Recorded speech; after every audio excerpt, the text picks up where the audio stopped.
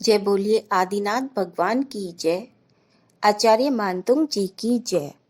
अंतेवासी आचार्य प्रग सागर जी मुनिराज, जिनको आचार्य पद अप्रैल में मिला तथा जिनके दीक्षा गुरु आचार्य विराग सागर जी हैं, उनकी जय हो, जय हो, जय हो।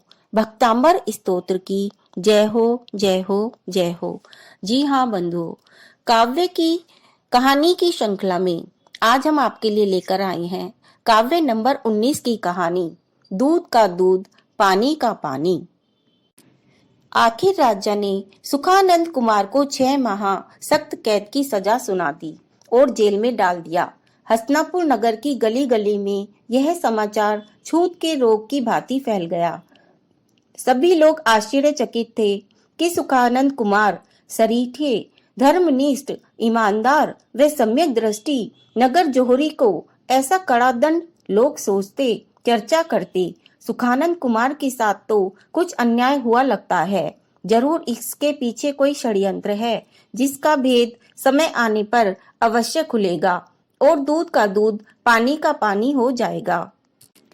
तब सुखानंद के माथे पर काला टीका लग गया। ऐसा कहने वाले देखेंगे कि उनके माथे पर लगा टीका सच्चे न्याय और विजय का प्रतीक रोली के मंगल टीका बन जाएगा। जेल की अग्नि परीक्षा को सुखानंद कुमार कभी तो अपने किसी पूर्व अशुभ कर्म का उदय मानता और कभी सोचता कि अनेक महान पुरुषों की जन्मभूमि जेल ही तो रही है। आज हम देखते हैं कि कारावास में वर्षों तक सड़ने वाले नेता आज राष्ट्र और सत्ता के कर्णधार हैं। बात यह है कि मिलावट करना आज आम बात है, पर मिलावट का यह रोग नया नहीं बल्कि उतना ही पुराना है जितनी की मनुष्य की आसुरी प्रवृत्तियां। हुआ यह कि नगर के प्रमुख स्वर्णकार रतन ज्योति ने ही राजा सूरपाल की आंखों में धूल झोंक दी थी।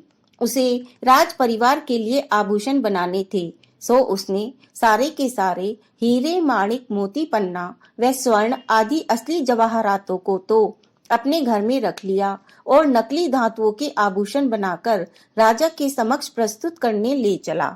बात यह है कि नक्कालों, मायावियों को जब ईश्वर का भय नहीं रहता तो उन्हें राजा का भी भय क्यों होने लगा।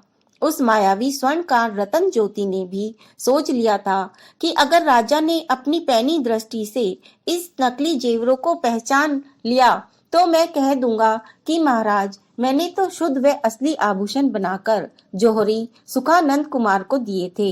उन्होंने ही आपके साथ धोखा किया है। और यही हुआ भी। राजा की पैनी दृष्टि ने नकली जेवर पहचान लिए। स्वर्णकार के तर्कों पर राजा ने विश्वास कर लिया और जौहरी सुखानंद कुमार को दरबार में बुलाकर पूछना भी उचित न आवश्यक समझा। रतन ज्योति ने अपना रंग राजा पर जमते देखा तो बोला, राजन, मैंने तो शुरू में ही आपको टोकने वाला था कि ये जेवर तो नकली हैं, किंतु यह सोचकर रह गया कि महाराज कहीं यह न कहने लगे कि मेरी बुद्धि से होड़ लगाने वाला तू कौन। आखिरकार बदनीयत व नक्काल स्वर्णकार की युक्ति काम कर गई और राजा ने उस पर विश्वास करके बिना कोई अन्य जांच पड़ताल किए नगर जौहरी सुखानंद कुमार को जेल में डाल दिया। सुखानंद कुमार जेल में 3 दिन तक बिना अन्न जल ग्रहण किए पड़े रहे, किंतु इसका उनके मन में कोई दुख या क्षोभ नहीं था, क्योंकि उन्हें मालूम था कि दिगंबर मुनिराज द्वारा दिए हुए भक्तांबर स्तोत्र इसी संकटों में से निकालने में सहायक सिद्ध होगा। क्योंकि महाप्रभावक भक्तांबर स्तोत्र पर मेरी अगाध श्रद्धा है। उन्हें ज्ञात था कि प्रातः स्मरणीय श्री मानतुंग आचार्य पर भी तो एक षड्यंत्र तहत ऐसी विपत्ति पड़ी थी। उन्हें 48 तालों वाली जेल की कोठरी में रखा गया था, किंतु राजा भोज उनका कुछ भी न बिगाड़ सका था। फिर भी मैं तो 16 आने सच्चाई पर हूँ। मेरे संबंध में दूध का दूध, पानी का पानी अवश्य होगा। अतः भक्तांबर स्तोत्र पर आगत श्रद्धा के कारण सुखानंद कुमार ने पूर्ण भक्ति में होकर श्री भक्तांबर स्तोत्र के 19वें श्लोक का पाठ रिद्धि व मंत्र सहित करना शुरू कर दिया। यद्यपि नगर में उस समय बने माहौल में सुखानंद कुमार एक बेईमान, बदनीयत और अव्वल दर्जे का स्वर्ण तस्कर प्रचारित हो रहा था, किंतु उसकी पवित्र आत्मा अंतर से पुकार पुकार कर यही कह रही थी कि सोना अग्नि में तपाए जाने पर शुद्ध कुंदन बनकर ही निकलता है। सीता जी का पतिव्रत धर्म भी तो अग्नि परीक्षा में तपने पर निखर उठा था। निश्चित ही जेल की अग्नि परीक्षा के बाद मेरी आत्मा भी पवित्र होकर ही सबके समक्ष पुनः प्रकट होगी।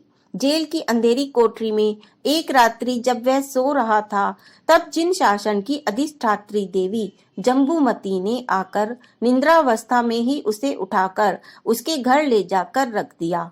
दूसरे दिन राजा सूरपाल ने देखा कि जेल का दरवाजा खुला पड़ा है, पहरेदार सोए पड़े हैं और जौहरी सुखानंद अपनी जवाहरातों की दुकान पर निश्चिंत बैठे हुए व्यापार में व्यस्त हैं। राजा समझ गया कि पिछली रात्रि के अंतिम पहर में मैंने जो स्वप्न देखा था वह यही तो था, फिर क्या था। राजा सुरपाल जैन धर्म का अटल श्रद्धानी बन गया। उसने षड्यंत्रकारी स्वर्णकार रतन ज्योति को अपने किए कुकर्म का फल भुगतने के लिए जेल में डाल दिया। अतः लालसाई जहाँ शुरू होती है वहाँ धर्म समाप्त होता जाता है।